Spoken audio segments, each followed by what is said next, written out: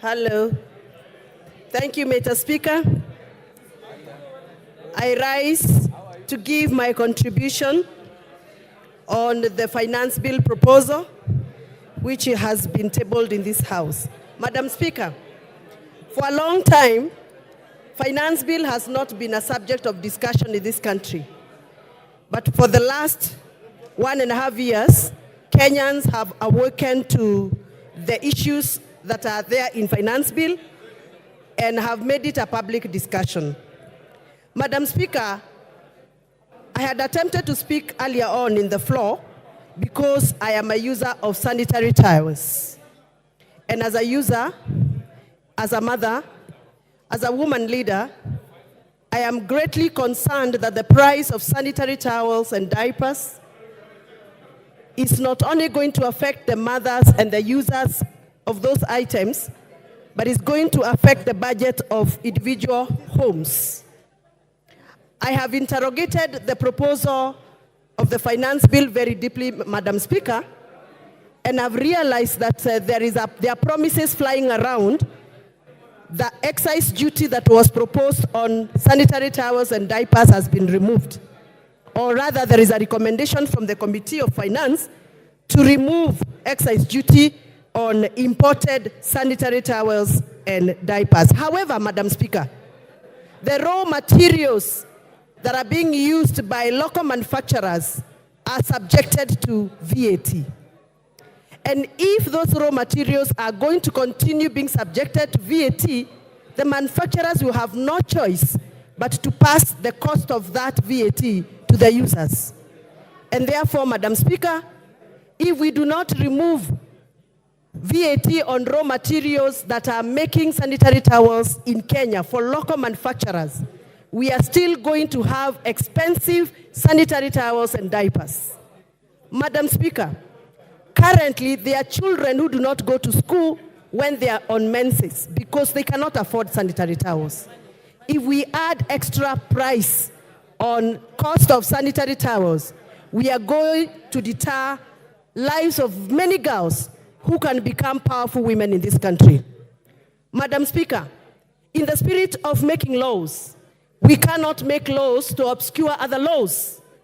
I have gone through the finance bill proposal and have noted that there are various proposals that have been put in the finance proposal that are going to deter us from implementing the laws we have made previously in this House.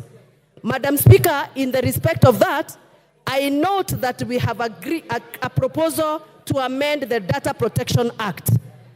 Data Protection Act of 2019 is a law that we made in the previous parliament to protect our personal data.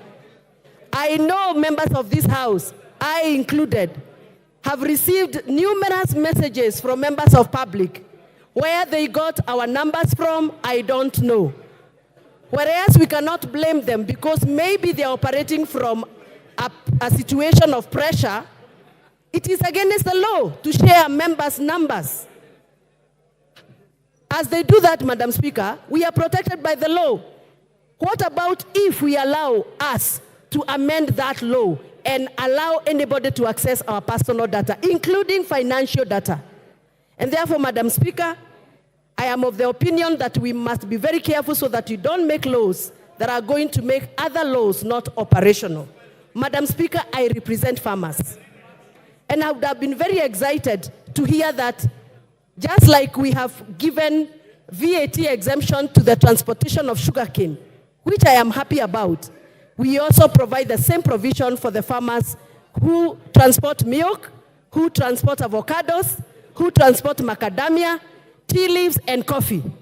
Madam Speaker, I understand that we want to make sure that we lower the cost of operation for sugar millers so that they can lower the cost of final product to us, which is sugar that we consume in our tea. But we also consume milk, and we also want to lower the cost of production of milk so that we can have affordable a cup of tea. And therefore, I would request this House to consider to also provide and extend the same treatment to my farmers in Gathoni. With those very many remarks that I have made and I have observed, I am still not convinced that I should support The Honorable Member for Homa Bay.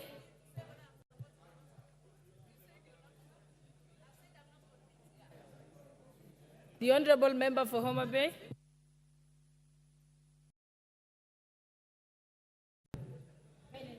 Thank you so much, Madam Speaker, for giving me this opportunity to also debate and make contributions on this finance bill.